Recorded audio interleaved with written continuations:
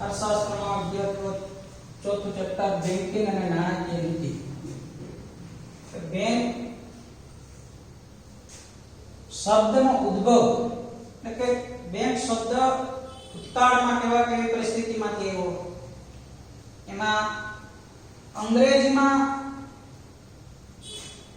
Bank શબ્દ છે France અને ઇટાલી. એટલે ફ્રાન્સમાં બેંક શબ્દ હતો જેના પરથી બેંક અસ્તિત્વમાં આવ્યું, અને ઇટાલીમાં બેંકુ એના ઉપરથી કે બેંક શબ્દ અસ્તિત્વમાં આવ્યો.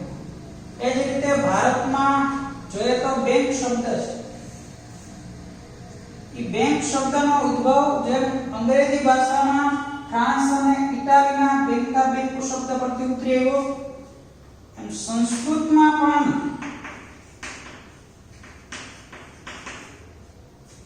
બેંકને મળતો શબ્દ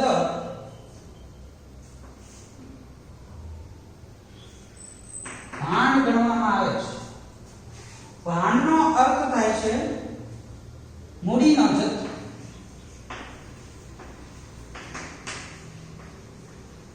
મૂડીનો જથ્થો કયો અથવા તો ભંડોળ. મૂડીનો જથ્થો અથવા ભંડોળ એને ભાંડનો અર્થ આવો કે મૂડીનો જથ્થો કયો કે ભંડોળ. પણ સંસ્કૃતમાં બેંકને મળતો શબ્દ ભાંડ થયો. એ જ રીતે અંગ્રેજીમાં બેંક શબ્દ છે એ ફ્રાન્સ અને ઇટાલીના બે શબ્દો પરથી આવ્યો. અમુક એવું કહે છે કે બેંક શબ્દ છે, આ બેંક શબ્દ છે યુરોપની અંદર, યુરોપ દેશમાં જે સરાફો નાણાંની લેતી કરતા હોય તો એ લોકો કે પાટલી, ઢળતી પાટલી બેંક. આ પાટલી છે એ કોઈ પાટલી ઉપર નાણાંની લેવડ દેવડનું કામ કરે.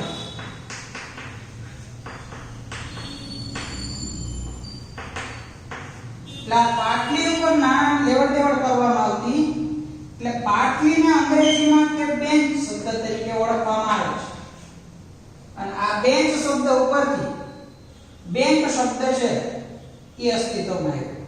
તો બેંક શબ્દ ઉદ્ભવવા માટેના આટલા કે બેંક શબ્દનો ઉદ્ભવ છે તો કે અંગ્રેજીમાં આ બે શબ્દ ઉપરથી બેંક આવ્યું.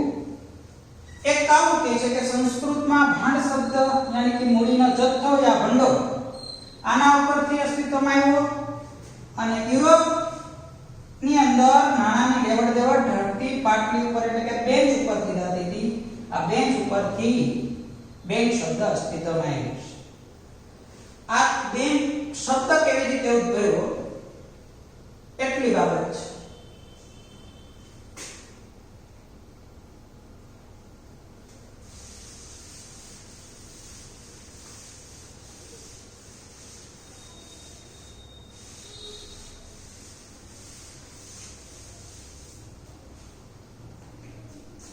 હવે બેંક શબ્દના ઉદ્ભવ પછી બેંકનો અર્થ, કે બેંકનો અર્થ શું? તો બેંકનો અર્થ સામાન્ય રીતે એવો કર્યો છે લોકો પાસે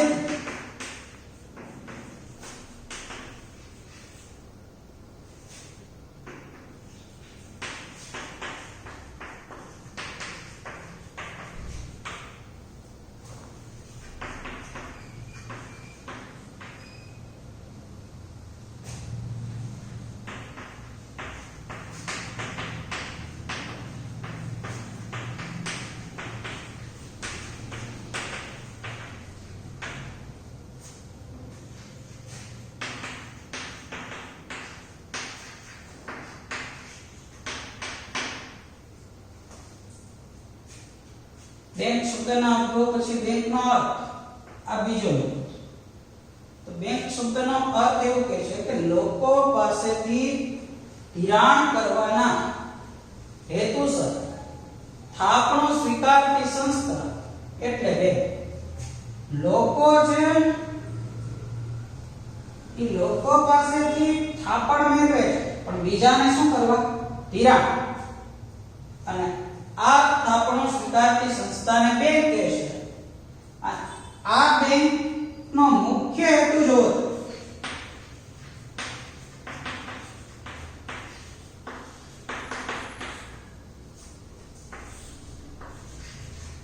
બેંકનો મુખ્ય હેતુ નફો કમાવાનો છે કે નફાના હેતુસર આ એક આર્થિક પ્રવૃત્તિ થાય છે. લોકો પાસેથી ઓછા વ્યાજે થાપણ સ્વીકારે છે અને લોકોને ઊંચા વ્યાજે શું આપે છે? ધિરાણ. અને આ બે વચ્ચેનો જે તફાવત નિશ્ચિત થાપણ ઉપર નીચું વ્યાજ આપે અને ઉપર ઊંચા વ્યાજે ધિરાણ આપે, એ બે વચ્ચેનો ગાળો છે કોઈ પણ બેંક માટે શું બને? નફો. એટલે બેંકનો મુખ્ય હેતુ જોઈએ તો નફો છે.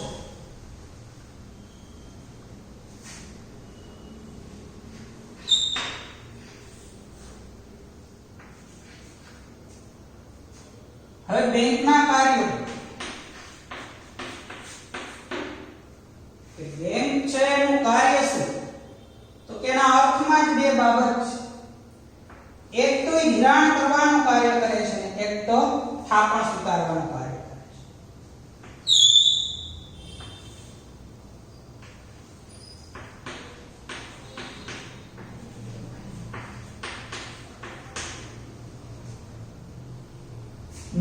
થાપણ સ્વીકારી ધિરાણ કરે છે, એના બે મુખ્ય કાર્ય. હવે આ કાર્યોને આગળ જોઈએ થાપણ. તો કોઈ પણ બેંક છે એ ત્રણ પ્રકારે થાપણ સ્વીકારતી હોય છે.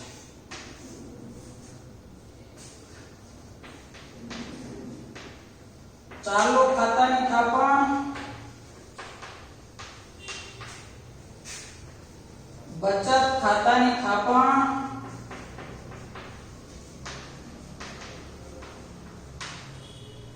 અને મુદતી થાપણ.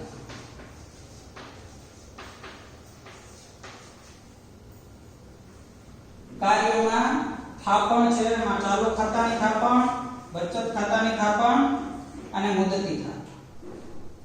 હવે જરા કટ કરવો છે બોર્ડ કટ કર ભાઈ પણ રહી નહીં પછી હે કન્ટિન્યુ રાખો. આ ચેક તો જાવ ને મને ચેક કરો. ચાલુ ખાતાની થાપણ, બચત ખાતાની થાપણ અને મુદતી થાપણ. તો આ ચાલુ ખાતાની થાપણ એના નાણાં દિવસમાં ધંધાના ઉપયોગ માટે તમે ગમે ત્યારે ઉપાડી શકો. કે એક દિવસમાં માટે કોઈ વેપારી છે એને 2 કે 3 વખત નાણાંની જરૂર હોય તો ચાલુ ખાતામાંથી નાણાં તમે ઉપાડી શકો. પણ એની સામે બેંકો કોઈ વ્યાજ ન આપે. વ્યાજ નથી આપતી એટલે ચાલુ ખાતાની થાપણ પર વ્યાજ એ સામાન્ય રીતે કેટલા ટકા જોવા મળે છે? 0.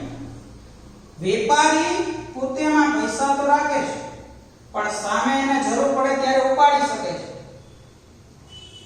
એટલે બેંક માટે અહીંયા નફો ન મળે કેમ કે આ ગમે ત્યારે આપી શકાય. એટલે બેંકો શું નથી આપતી? વ્યાજ ના આપે. ગમે ત્યારે વેપારી તો ઉપાડી જશે એટલે સામે બેંકો એનું ધિરાણ ન કરી શકે. એટલે ચાલુ ખાતાની થાપણ ઉપર સામાન્ય રીતે વ્યાજ છે એ 0% છે. ઉલટાની બેંક છે એ વેપારી અને ઉદ્યોગપતિ જેવા લોકોની સેવા કરે છે આ ખાતા. તો મોટા ભાગની બેંકો આવી ચાલુ ખાતાની થાપણ પર સર્વિસ ચાર્જ વસૂલતી હોય છે.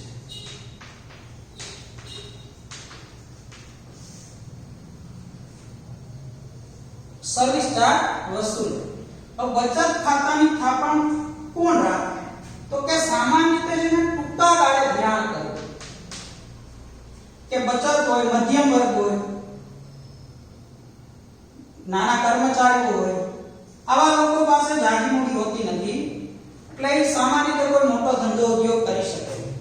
એટલે બચત ખાતાની થાપણ સામાન્ય રીતે જેને ટૂંકા ગાળે કે એને અમુક રોજ જરૂર ન હોય નાણાં, 2-5 દિવસે 2-5 મહિને કેવી રીતે નાણાંની જરૂર પડતી હોય એટલે એ બચત ખાતાની થાપણ છે સામાન્ય રીતે ટૂંકા ગાળાની. અને અમુક લોકો પાસે મૂડી હોય તો એને અમુક લાંબો સમય માટે રોકાણ કરે તો મુદતી થાપણ એવી રીતે લાંબા સમય માટે રાખે છે. હવે લાંબો ગાળો 1 વર્ષ, 2-5 વર્ષ કેટલા ગાળા માટે હોય એની અગાઉથી તારીખ નક્કેલી છે. એટલે મુદતી થાપણની તારીખ છે અગાઉથી નક્કી કરેલી હોય છે. હવે આ ત્રણેય સામાન્ય રીતે જે થાપણો છે, ચાલુ ખાતાની થાપણ વેપારી હોય, ઉદ્યોગપતિ હોય અથવા તો કોઈને વ્યવસાયમાં દિવસમાં ઘણી બધી નાણાંની લેવડ દેવડ થતી કરતી હોય તો એ ચાલુ ખાતાની થાપણ. જે લોકો પાસે જાજી મૂડી નથી અથવા તો જેને ટૂંકા ગાળા માટે રોકાણ કરવું છે એ બચત ખાતાની થાપણ રાખતા હોય છે. અને સામાન્ય રીતે જેને લાંબા ગાળા માટે એટલે કે 2-5 વર્ષ કે વર્ષ દિવસ કે 3 મહિના માટે ખબર જ છે કે મારે 3 મહિના માટે નાણાં નથી જોઈતા, એ માટે મુદતી થાપણ રાખે. હવે ચાલુ ખાતામાં તો તમે જુઓ વ્યાજ કેટલા ટકા છે? 0. બચત ખાતાની થાપણ ટૂંકા ગાળા માટે છે તો એની ઉપર વ્યાજ આપે છે, પણ સૌથી વધુ વ્યાજ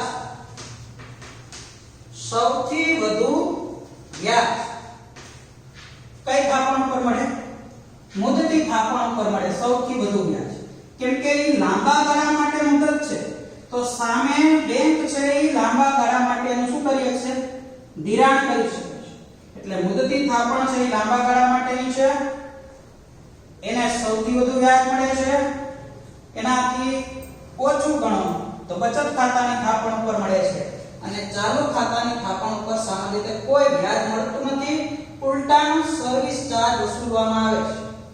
તો આટલું બાળકો અહીં સુધી આપણે જોઈએ રિપીટ પાછું કે બેંક શબ્દનો ઉદ્ભવ એ અંગ્રેજી શબ્દ ઉપરથી બેંકા અને બેંક ઉપરથી આવ્યો હતો. એ જ રીતે થાપણ સ્વીકારતી સંસ્થા તરીકે ઇટાલી ફ્રાન્સમાં જે બેંકા અને બેંકુ શબ્દ હતા જેનો અર્થ જોયો કે લોકો પાસેથી ધિરાણ કરવાના હેતુસર થાપણ સ્વીકારતી સંસ્થા એટલે બેંક. બેંકનો હેતુ શું? તો કે શું કરવો જોઈએ? નફો કઈ રીતે? તો કે થાપણ ઉપર જે વ્યાજ હોય એ નીચા અને ધિરાણ ઉપર જે વ્યાજ હોય એ ઊંચા હોય. એટલા બંને વચ્ચેનો નફો છે બેંક છે નફો કરતી સંસ્થા ગણાય છે. હવે એના મુખ્ય કાર્ય શું બેંક? તો કે બે, એક થાપણ સ્વીકારવી, બીજું ધિરાણ. થાપણ 3 રીતે સ્વીકારે સામાન્ય રીતે બેંક કે ચાલુ ખાતાની થાપણ, બચત ખાતાની થાપણ અને મુદતી થાપણ. ત્રણેય ખાતા વચ્ચેનો થોડો ડિફરન્સ છે કે ચાલુ ખાતાની થાપણ એવો વર્ગ રાખે છે કે જેને નાણાંની સામાન્ય રીતે વર્ષ દિવસમાં 2, 3, 4 વખતે નાણાં ઉપાડવા પડતા. તો ચાલુ ખાતાની થાપણના નાણાં વેપારી દિવસમાં કે કામ ધંધાના કામ માટે ઉપાડી શકતો. એટલે ચાલુ ખાતાની થાપણ ગમે ત્યારે ઉપાડી શકાય છે. એટલે એના ઉપર વ્યાજ છે કેટલા ટકા છે? 0. બીજી છે બચત ખાતાની થાપણ છે કે જે લોકો ટૂંકા ગાળા માટે સામાન્ય મધ્યમ વર્ગ જે છે, કર્મચારીઓ છે, આ લોકો બચત ખાતાની થાપણ રાખે છે. એમાં ગમે ત્યારે તમે નાણાં ના ઉપાડી શકો. મહિનામાં 2-3 વખત 5 વખત જ્યારે જરૂર હોય ત્યારે નાણાં ઉપાડી શકાય. પણ એ બેંકના નિયમ મુજબ નાણાં ઉપાડી શકાય. નિયમો વખતો વખત બદલાતા રહેતા હોય છે. અને મુદતી થાપણ એવી વ્યક્તિ રાખે છે કે જે લાંબા ગાળામાં કે 3 મહિના માટે કોઈને પૈસા નથી જોતા તો 3 મહિના માટે બેંકમાં રાખે, 6 માસ માટે રાખે, વર્ષ દિવસ માટે રાખે. તો આ લાંબા ગાળાની થાપણ થઈ એના સામે સૌથી વધુ વ્યાજ બેંકોને મળે છે. આ 3 પ્રકાર. બચત ખાતાનો એક પેટા પ્રકાર છે, એને રિકરિંગ ખાતું કહે છે.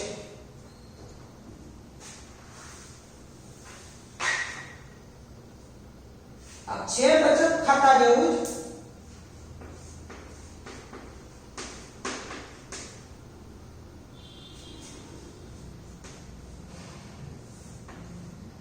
આ રિકરિંગ ખાતું બચત ખાતાનો પેટો પ્રકાર જ ગણાય છે. પણ રિકરિંગ ખાતામાં એવા માણસો કે જે કોઈની રોજિંદી કામ કરતા હોય, મજૂર વર્ગ છે કે જેને રોજ આવક મળતી હોય, નાની બચત એને થતી હોય, એની પાસે એક હારે કોઈ 5-10 હજાર રૂપિયા ન થતા પણ રોજ 10-20 રૂપિયા એવી રીતે થતા હોય છે. આવા લોકો મોટે ભાગે સામાન્ય રીતે બેંકોના એજન્ટ આવું કામ કરતા હોય છે કે કોઈ વ્યક્તિ છે, માની લો કે મારી પાસેથી પૈસા નથી, મારી પાસે જાજા, તો શું કર્યું તો કે રોજના માની લો કે 20 રૂપિયા લીધા મેં. હવે રોજના 20 રૂપિયા મારા ખાતામાં બેંકમાં જમા થયા તો આવા જે એજન્ટ છે રિકરિંગ ખાતા, એ એજન્ટ મારી પાસેથી રૂપિયા ઉઘરાવતા જાય. આવું માની લો સામાન્ય રીતે 30 દિવસ સુધી મેં કહ્યું કે એક દિવસના 20 રૂપિયા 30 દિવસે તો કેટલા રૂપિયાનું માસિક રોકાણ છે? 600 રૂપિયા. તો 12 મહિના અમે ગુણ્યા આપે 12 તો કેટલું રોકાણ છે? 7200 રૂપિયાનું રોકાણ. એક વ્યક્તિ જો એવી હોય કે જે રોજના ખાલી 20 રૂપિયા બચાવી શકે તો વર્ષ માટે એને 7200 રૂપિયાનું રોકાણ થઈ જાય. એવા ઘણા જે રોજનું ફેરી કામ કરતા હોય જેને આવક અનિશ્ચિત છે કે આટલી આવક મળે એવું નક્કી નથી, ક્યારેક આવક થાય ક્યારેક ન થાય, પણ એવા નાના માણસો હોય તો એના માટે રોજની નાની બચત ઘણા વર્ષો બાદ એના માટે મોટી બચત થઈ શકતી હોય. રોજના 20 રૂપિયા 30 દિવસે તમે જુઓ તો 600 રૂપિયા, 12 દિવસે જુઓ તો તમે 7200 રૂપિયા વાર્ષિક રોકાણ. ખાલી 10 વર્ષ સુધી આવું કોઈ વ્યક્તિ કરે તો એના ખાતામાં 7,20,000 રૂપિયા જમા થઈ શકે.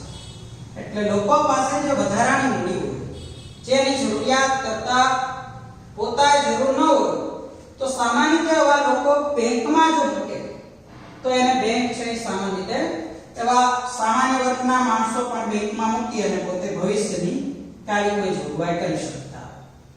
આટલું વિદ્યાર્થી મિત્રો રિપીટ કરી દઉં. બેંક છે એનો ઉદ્ભવ જોયો, પછી બેંકનો અર્થ કે લોકો પાસેથી ધિરાણ કરવાના હેતુસર થાપણો સ્વીકારતી સંસ્થા એટલે બેંક. આ બે વચ્ચેના ગાળો એટલે એનો હેતુ નફો. એના કાર્યો તો કે મુખ્ય બે, એક થાપણ સ્વીકારવી, બીજું શું કરવું? ધિરાણ કરવું. થાપણ લોકો પાસેથી સ્વીકારશે, ધિરાણ કોને કરશે? તો ઉદ્યોગપતિ વર્ગ હોય, કોઈને વસવાટ માટે મકાન ખરીદવાનું હોય, કૃષિ સંદર્ભમાં લોન, ટૂંકમાં વ્યવસાયિક ક્ષેત્રમાં ધિરાણ કરે. અને થાપણ અને ધિરાણ બે વચ્ચે અહીંયા નીચા વ્યાજ, એના કરતા ઊંચા વ્યાજે ધિરાણ, બંને વચ્ચેનો ગાળો એના માટે શું બને છે? નફો. હવે થાપણ છે એ ત્રણ પ્રકારે છે કે ચાલુ ખાતાની થાપણ, પછી છે બચત ખાતાની થાપણ અને મુદતી. ચાલુ ખાતાની થાપણ એવા લોકો રાખે છે કે જેને દિવસમાં ઘણી બધી વખત નાણાંની જરૂર પડતી હોય. ઉદ્યોગપતિ છે, સામાન્ય રીતે વેપારીઓ છે, એને દિવસમાં એના ધંધાના કામ સંબંધ નાણાકીય વ્યવહાર કરતા હોય છે તો એ આવું ચાલુ ખાતાની થાપણ રાખવી. પણ એ દિવસમાં તમે ગમે ત્યારે નાણાં ઉપાડો એટલે એની ઉપર વ્યાજ છે કેટલા ટકા કીધું છે? 0%. મતલબ કોઈ પ્રકારનું એમાં વ્યાજ ન મળે. એની સામે બેંકો છે એ વેપારી ઉદ્યોગપતિની આ એક સેવા કરે છે, કેમ કે ગમે ત્યારે ઉપાડે છે તો એ નાણાં બેંકો શું ન કરી શકે? ધિરાણ. દિવસમાં 5 વાર ઉપાડે તો બેંકો કેવી રીતે એના પૈસાનું બીજાને ધિરાણ કરે? એટલે ચાલુ ખાતાની થાપણ ઉપર ઉલટાનું શું વસૂલે છે? Service charge. અને બચત ખાતાની થાપણ છે એ ટૂંકા ગાળા માટે હોય છે કે જેને ટૂંકા ગાળે રોકાણ કરવું છે. વેપારી હોય, સામાન્ય મધ્યમ વર્ગ હોય, કર્મચારી હોય, તો આવા જે મધ્યમ વર્ગીય માણસો છે કે જેને પૈસા રોજ ન જોતા હોય, અમુક એને જરૂરિયાત હોય ત્યારે જોતા હોય તો એ બચત ખાતાની થાપણ રાખતા હોય છે. અને સામાન્ય રીતે ટૂંકા ગાળાનું રોકાણ હોય, આવા ખાતાના નાણાં બેંકના નિયમ મુજબ ઉપાડી શકો અને સામાન્ય રીતે તમને બેંકો વ્યાજ ચૂકવે છે. મુદતી થાપણ નું નામ જ એવું છે મુદતી થાપણ. અગાઉથી તમે નક્કી કર્યું કે ભાઈ 3 માસ માટે, 5 માસ માટે, વર્ષ દિવસ માટે, 5 વર્ષ માટે અગાઉથી મુદત નક્કી કરેલી છે તો મુદતી થાપણ છે. જે લોકોને લાંબા ગાળા માટે રોકાણ કરવું છે આ લોકો મુદતી થાપણ રાખે. આ ત્રણ બેંક થાપણ મુખ્ય 3 સ્વરૂપે કોઈ પણ બેંક સ્વીકારતી હોય: ચાલુ ખાતાની થાપણ, બચત ખાતાની થાપણ અને મુદતી થાપણ. બચત ખાતા જેવો જ પેટો પ્રકાર કીધું કે રિકરિંગ ખાતું. જે લોકો પાસે જ્યાદા પૈસા નથી, એકારે 5,000, 10,000, 20,000, 50,000 એવા પૈસા નથી, છૂટક મજૂરી કરે છે, અનિશ્ચિત આવક છે, કે એવા લોકો જે બધા છે કે જેના ટૂંકમાં આવક કોઈ ચોક્કસ છે નહીં. આજે પૈસા આવ્યા, શાકભાજી હું વેચતો હોય, માની લો તો આજે પૈસા આવ્યા, કાલ ન આવી શકે. આજ ઓછું વેચાય કાલ ન વેચાય, તો આવા જે લોકો છે એને થોડી ઘણી રોજની બચત કરી શકે. એ કાર્ય એની પાસે કોઈ 7200 રૂપિયા ન થાય, પણ રોજના ઈચ્છે તો 20 રૂપિયા થઈ શકે. તો 20 રૂપિયા એક દિવસમાં કોઈ પણ વ્યક્તિ 30 દિવસ માટે રોકે તો મહિનાના 600 રૂપિયા, અને જો એક વર્ષ માટે આવું કરે તો એની પાસે વર્ષે 7200 રૂપિયાની એક નાની મૂડી બચત થાય. અને ફાયદો એ કે જેમ જેમ મૂડી વધતી જાય એમ વેપારી બેંક છે આ વ્યક્તિને સામે શું આપતી હશે? વ્યાજ આપતી હશે. એટલે આ રિકરિંગ ખાતું છે એ બચત ખાતાનો પેટા પ્રકાર છે, પણ સામાન્ય રીતે એમાં ચોક્કસ રકમ ચોક્કસ સમયે બેંકમાં જમા કરાવવી પડે છે. એ સામાન્ય રીતે મોટે ભાગે બેંકોના એજન્ટ, પોસ્ટ ઓફિસ હોય તો એના એજન્ટ આવું કામ કરતા હોય છે.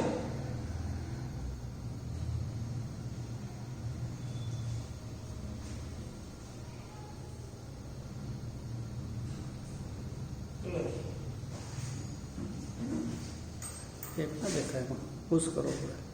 21 મિનિટ થઈ કરવો છે. તો